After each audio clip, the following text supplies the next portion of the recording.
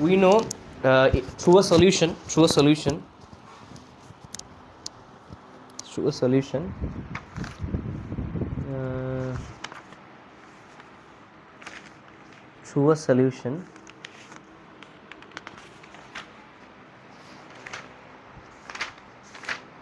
current can be passed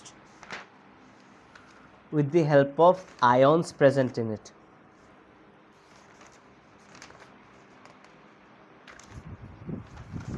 Electric current বা current can be passed with the help of the ions present in it. With the help of the ions present in it. লিখিলে হল এটা লিখ next পেরাগ্রাফটো change কৰি পেলাই acids such as HCl, H2SO4, acids such as HCl, H2SO4, HNO3, Cl,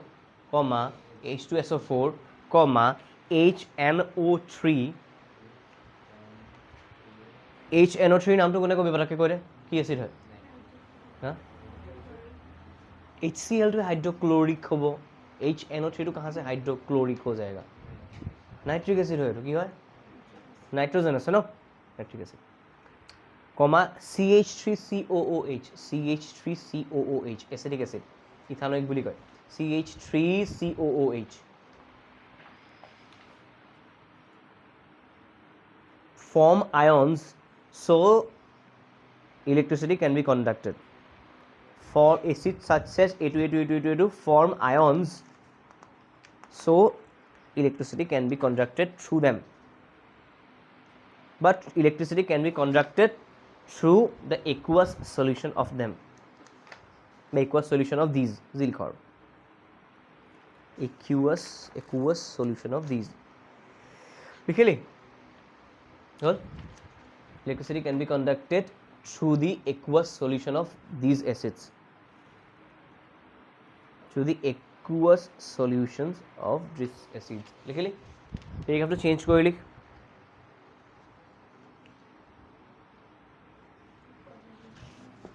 Solutions of these acids you have to change kori likhibi different bases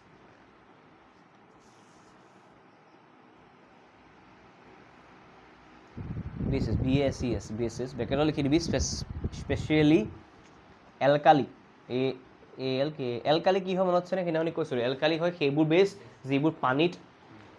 ঘুলি যায় মানে soluble হৈ যায় bracket likhibi specially alkali ALKALI alkali likhili such as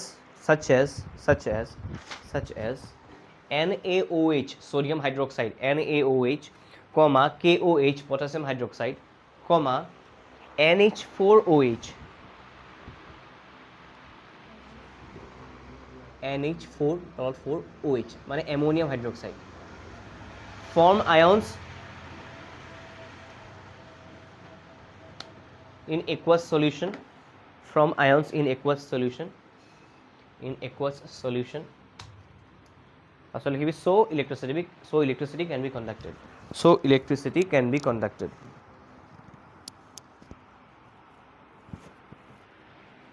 so tolle ahibi tolle totally but some compounds like glucose glucose to bracket likh C6H12O6 C6H12O6 C6H12O6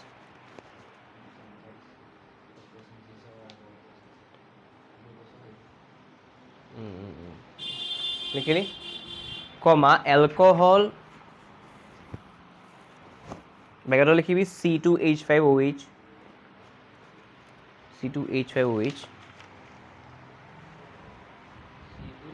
H5OH.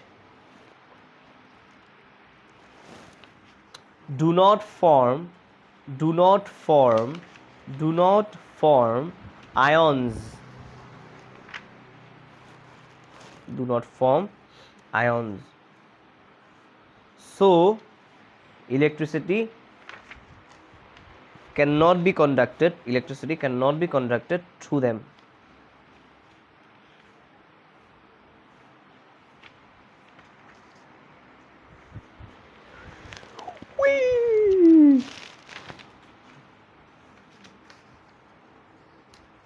হৈ গ'ল next topic লিখ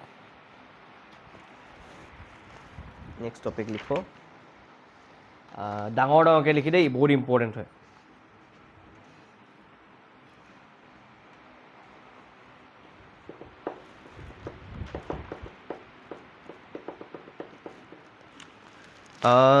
লিখিবি যে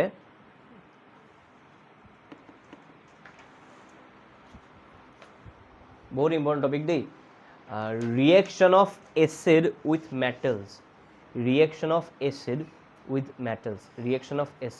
metals বহুত important topic হয় reactions of acid with metal underline কৰিবি তাৰপিছত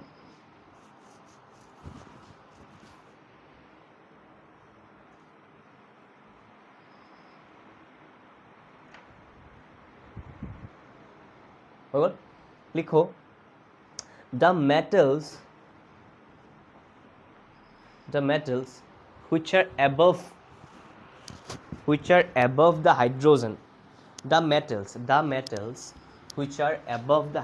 the metals which are above the hydrogen in the reactivity series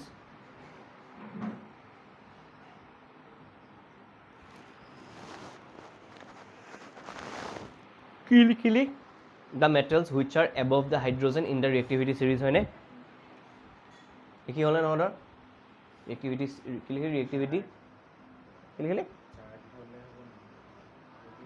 chart no reactivity series কি the metals which are above the hydrogen in the reactivity series can displace can displace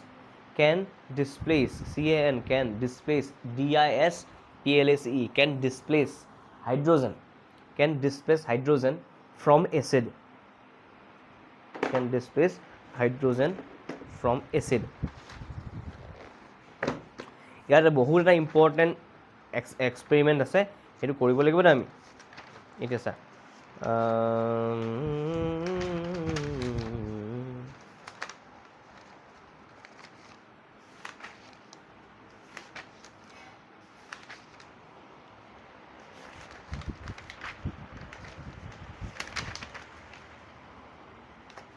okay sir ঘটনাটো হৈছে শুনিবি চাইডত পেজখনৰ চাইডত লিখি লচোন ৰিয়েক্টিভিটি series বুলি সৰুকৈ just ৰিয়েক্টিভিটি চাইডত একেবাৰে চাইডত মানে একেবাৰেই চাইডত এই যে আমি ৰাফ কলম এটা বনাওঁ সিমানকণ জেগাত তাৰমানে লিখি লওঁ ৰিয়েক্টিভিটি চিৰিজ বুলি বেছি দীঘল নহয় কেইটামান এলিমেণ্ট আছে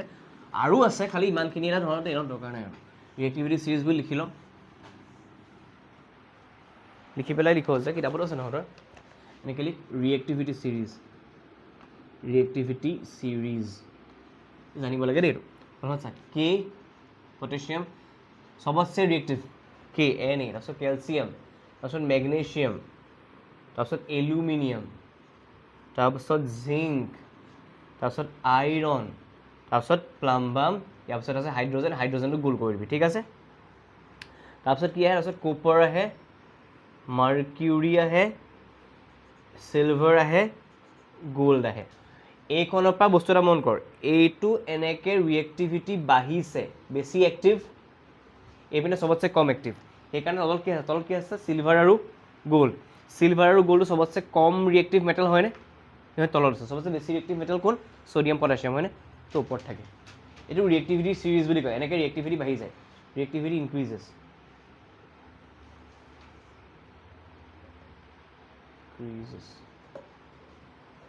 বা এনেকৈ ডিক্ৰিজ কৰি আহিছে মাজতে হাইড্ৰজেনটো আমি মানে কি বুলি কওঁ ষ্টাডিৰ কাৰণে যাতে ইয়াৰ লগত কম্পেয়াৰ কৰি বুজিব পাৰোঁ সেইকাৰণে হাইড্ৰজেনৰ মাজত সোমাইছোঁ এতিয়া শুনিবি দে কথা এটা বেছি ৰিয়েক্টিভ মেটেলে কম ৰিয়েক্টিভ মেটেল এটাক আঁতৰাই দিব পাৰে যিটোক আমি ফাৰ্ষ্ট চেপ্টাৰত ডিছপ্লেচমেণ্ট ৰিয়েকশ্যন বুলি কৈছিলোঁ যে জিংকটো বেছি ৰিয়েক্টিভ কাতকৈ কপাৰতকৈ জিংকটো দেখিছেনে গম পাইছেনে ওপৰত আছে জিংক বেছি ৰিয়েক্টিভ তলত কোন আছে তো জিংকটো কপাৰতকৈ বেছি ৰিয়েক্টিভ মানে কপাৰ ছালফেটৰ পৰা কপাৰ ছালফেটৰ লগত যদি মই জিংকটো মিহলাই দিওঁ জিংকে কপাৰ ছালফেটৰ পৰা কপাৰটো আঁতৰাই দি জিংক ছালফেট বনাই দিব কপাৰটো আঁতৰি যাব ঠিক আছে এতিয়া বস্তু এটা মন কৰ এচিড এটা লওঁ আমি ইয়াত ছালফিউৰিক এচিড লৈছে যেনিবা লিখি দে এনেকৈ লিখি দে এচিড প্লাছ মেটেল লিখি দে সল্ট প্লাছ হাইড্ৰোজেন গেছ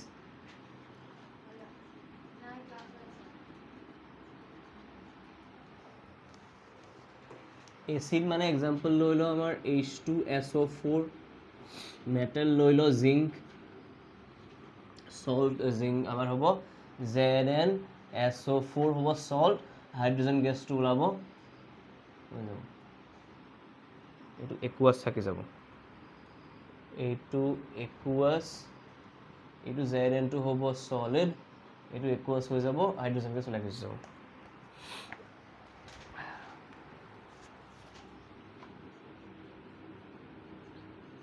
এটা লিখি থওঁ দ্য ৰিয়েকশ্যন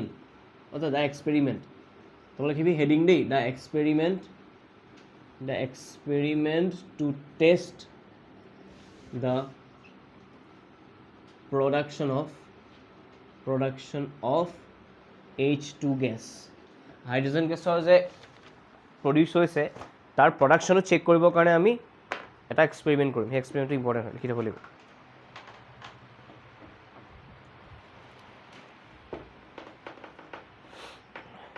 হ'ল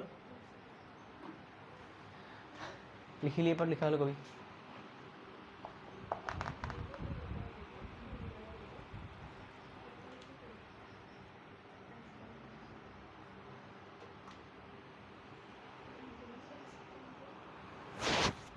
এতিয়া ফিগাৰ এটা আঁকিব লাগিব দেই ভালকৈ চাবি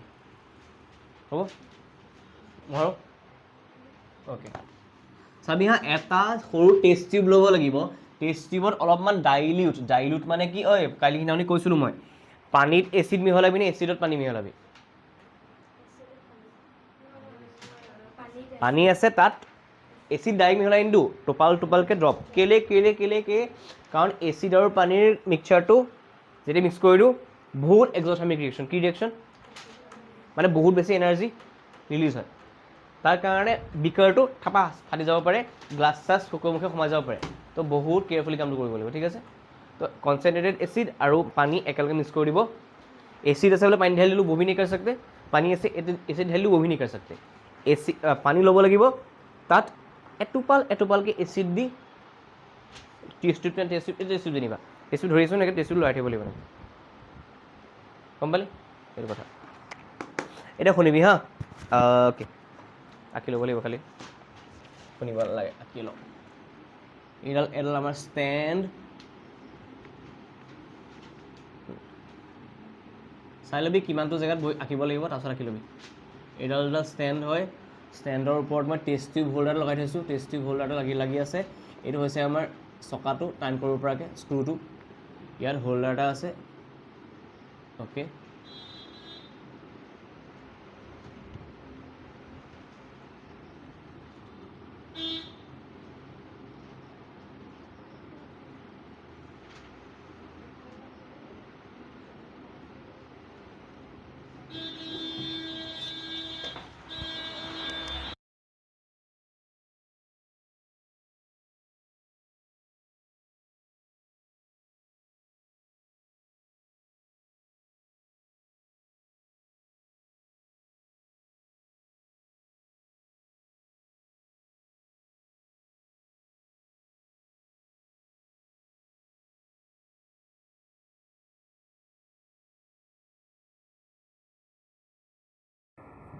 অ'কে চল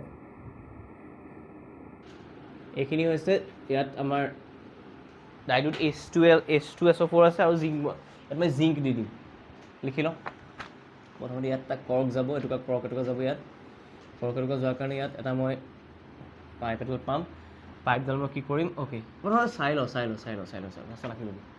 আইচা দি লওঁ, আইচা দি পেলাই মই ভাব লাগিব, আইচা গ'ল,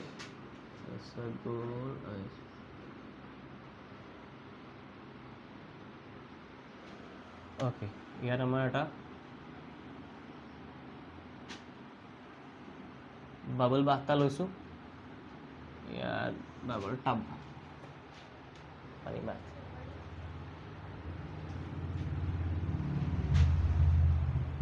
গোটেই পানী আছে, লগতে চাবোন মিহলাই থোৱা আছে, ইয়াত গেছটো ইয়াৰ পৰা আমাৰ ওলালে কি হ'ব, ইয়াত বাবুলছ ওলাব সৰু সৰু।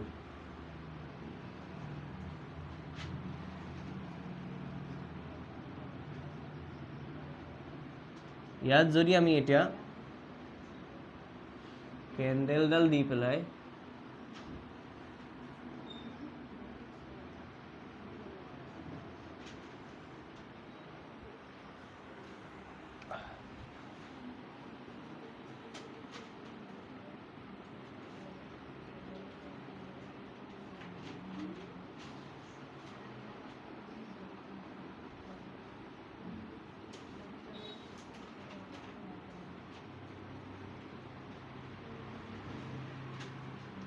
অ'কে